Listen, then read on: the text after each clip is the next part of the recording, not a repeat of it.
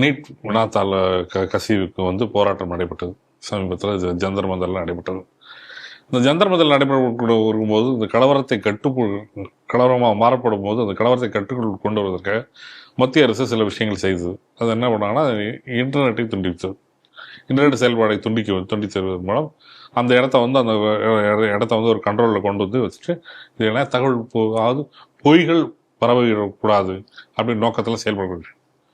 இப்படி இருக்கப்படும் போது இவர்கள் வந்து இப்படிலாம் நடக்கும் என்று தெரிந்து இவர்கள் அதற்கு எதிராக ஒரு செயலியை அப்ளிகேஷன் பயன்படுத்துது. அந்த அப்ளிகேஷன் வந்து சமீபத்தில் அந்த அப்ளிகேஷன் வந்து மோசமான அப்ளிகேஷன் அப்படின்னு மத்திய அரசு தடை செய்யப்படுது. என்ன செயலினா பிட்சாட். இந்த பிட்சாட் செயலியை வந்து உருவாக்கியவர் பார்த்தீங்கன்னா வந்து ட்விட்டரோட முன்னாள் செயல் அதிகாரி ஜாக் டோனிஸ். அதாவது இதுக்கு முன்னாடி இருக்கக்கூடிய ஒரு சிஇஓ தான் இந்த பிட்சாட் செயல் பண்ணுறாரு. இந்த பிட்சாட்டோட ஹைலைட் பார்த்தீங்கன்னா இன்டர்நெட் இல்லாமல் ப்ளூடூத் வசதி மூலமாக ஒரு குரூப் ஆஃப் மெம்பருக்கு தகவல்களை வந்து பேசலாம் அல்லது தகவலை பரிமாறலாம். இது வந்து எந்த ஒரு செயலினாலும் உள்ள கிராஸ் பண்ணி அதோடைய லாக்ஸ் அதோட இது சொல்லுவாங்க, அது நடைபெற்றக்கூடிய தடயங்களும் கண்டுபிடிக்க முடியாத அளவுக்கு இருக்கக்கூடிய விஷயம். இப்படி ஒரு செயல் இருக்கிறனால இது வந்து பயங்கரமாக இருக்கும்னு சொல்லி மத்திய அரசு தடை செய்யப்பட்டது. இந்த செய்தி எப்படி பார்க்குறீங்க?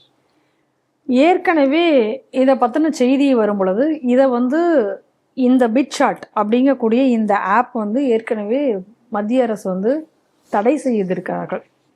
அப்படி அந்த மத்திய அரசு வந்து அந்த பிட்சாட் ஆப் வந்து தடை செய்யும் பொழுது இதற்காக நாட்டில் வந்து பயங்கரமான எதிர்ப்பு என்பது கிளம்பியிருக்கு.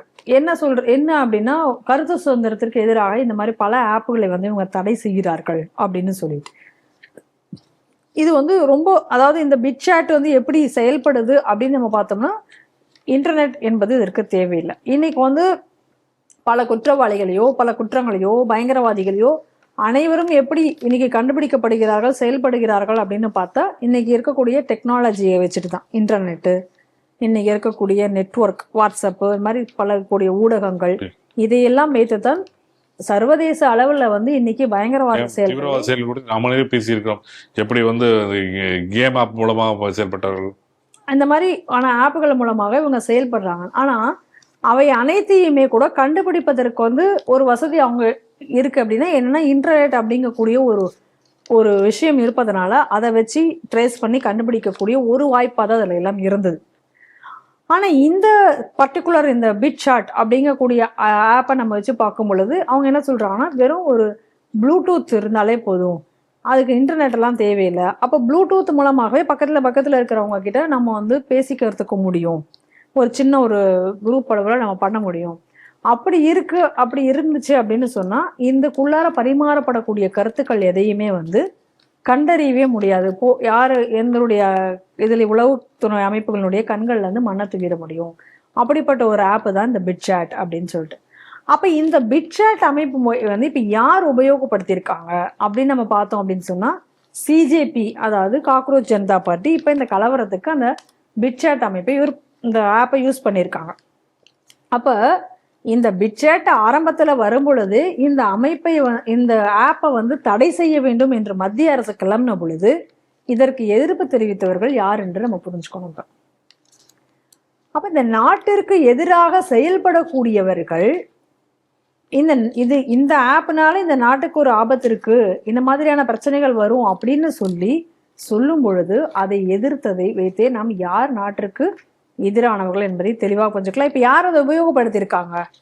அப்போ ஒரு கலவரம் என்பதை இங்க வந்து திட்டமிட்டு இந்த கலவரம் என்பது உருவாக்கப்படும். நீட் வினாத்தாள் கசிவு என்பது நீட் வினாத்தாள் கசிவுக்கான போராட்டம் அல்ல. இதை நம்ம ஆரம்பத்துல இருந்தே சொல்லிட்டு வரோம். அப்போ இன்னைக்கு அந்த பிட்சாட்டுங்கிற ஒரு செயலியை வைத்து இன்னைக்கு அவர்கள் செயல்படுத்தி இருக்கிறார்கள் அப்படிங்கிறதெல்லாம் பார்க்கும் பொழுது ரொம்ப தெளிவாக தெரிகிறது இதனுடைய பிஹைண்ட் த ஸ்கிரீன் என்ன. இது ஒன்று. ரெண்டாவது, இந்த பிட்சாட் அப்படிங்கக்கூடிய இந்த ஆப்பை உருவாக்கியது ஜாக் டோர்சி அப்படிங்கக்கூடிய முன்னாள் அந்த ட்விட்டர்ல இருந்தக்கூடிய ஒரு சிஓ அப்படின்னு சொல்லப்படுது.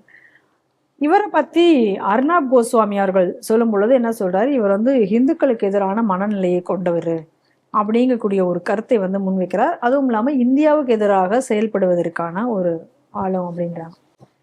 இந்த பிட்சாட் அப்படிங்கக்கூடிய இந்த ஆப்பை தடை செஞ்ச உடனே இதற்கு வந்து அதிக அளவில் டெல்லியில் எல்லா இடத்துலையும் எதிர்ப்பு கிளம்புகிறது. இந்த டெல்லியில் வந்து இதை எதிர்க்கிறது யார் அப்படின்னு பார்த்தோம் அப்படின்னு சொன்னால் IIF அப்படிங்கக்கூடிய ஒரு நிறுவனம்.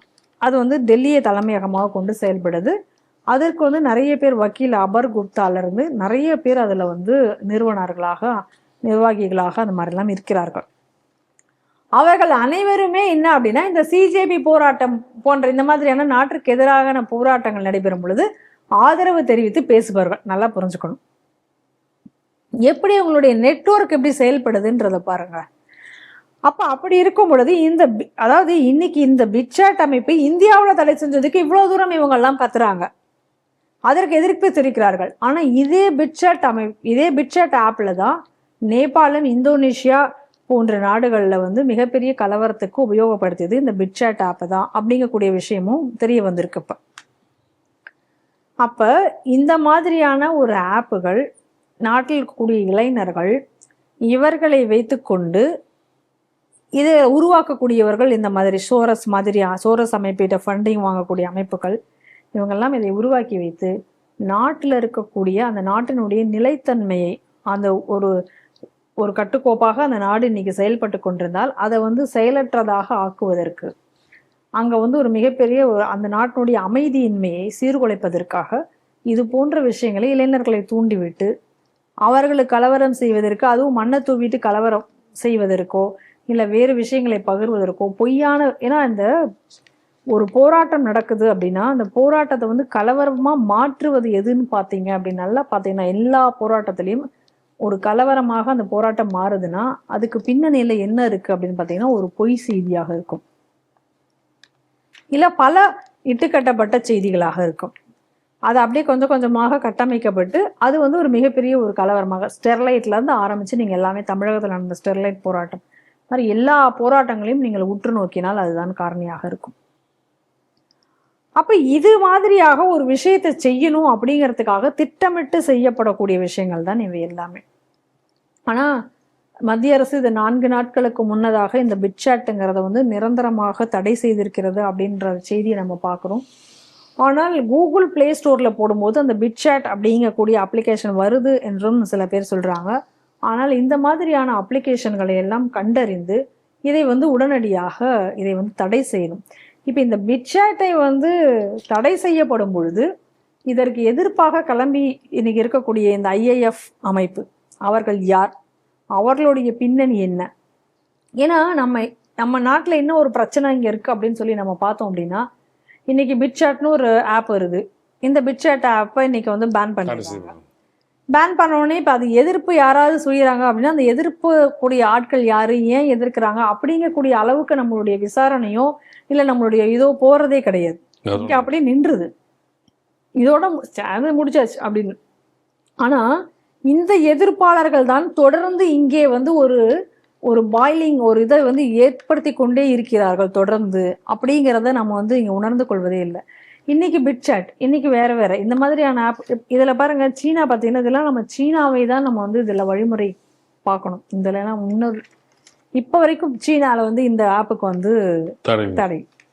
சீனாவில் பார்த்தீங்க அப்படின்னா வெளியிலேருந்து இயக்கப்படக்கூடிய எந்த ஆப்புகளுக்கும் அங்கே வந்து அனுமதி கிடையாது.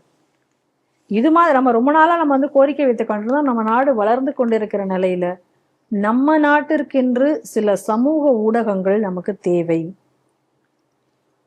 அதை விடுத்து இந்த ஃபேஸ்புக்கு, ட்விட்டர், வாட்ஸ்அப் இது போன்ற செயலிகள் வந்து நம்ம நாட்டில் வந்து பேன் செய்யப்பட வேண்டிய ஒன்று. நம்ம நாட்டிற்கென்று சமூக வலைதளங்கள் உருவாக்கப்பட வேண்டும், அவை நம்ம கண்காணிப்பில் இருக்கும்.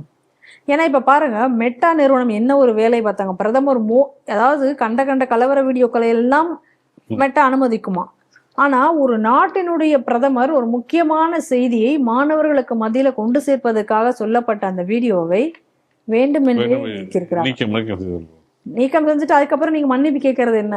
அதுக்கு எதிர்ப்பு தெரிஞ்சோடனே நீங்கள் மன்னிப்பு கேட்டிருக்கீங்க. எவ்வளோ ஒரு மோசமான செயல். அப்போ இதெல்லாம் எதை உணர்த்துகிறது அப்படின்னு நம்ம பார்த்தோம்னா நம்ம நாட்டிற்கென்று நம்ம ஒரு சுதேசி அமைப்பில் ஒரு சமூக ஊடகத்தளம் என்பது ஒன்று உருவாக்கப்பட வேண்டும். அது ரொம்ப ஸ்ட்ராங்காக இருக்கணும். ஃபேஸ்புக் மாதிரி இன்னைக்கு என்ன மக்கள் அதிக அளவில் உபயோகப்படுத்துகிறாங்களோ அதற்கு இணையாக ஒன்று இருக்கணும். ஒரு சாதாரணமாக ஒன்று கிரியேட் பண்ணோம் அப்படின்னா இன்னைக்கு அது அந்த மக்கள் வந்து விரும்ப மாட்டார்கள். இன்னைக்கு எல்லாம் இளைஞர்கள் அதே என்ன டெக்னாலஜி அதில் கொடுக்கப்பட்டிருக்கோ அதே அளவிற்கான ஒரு சமூக ஊடகங்கள் ஒன்று உருவாக்கப்பட வேண்டும் என்பது இதிலிருந்து நாம் தெரிஞ்சு கொள்ள வேண்டிய விஷயம். ஆனால் இந்த பிட்சாட்டை தடை செய்தவுடன் எந்தெந்த நிறுவனங்கள் இதற்காக எதிராக இதற்கு பேசினார்களோ அவர்கள் யார் என்ற கண்டறிந்து அவர்கள் மேல நடவடிக்கை என்பது ஒன்று எடுக்கப்பட வேண்டும்.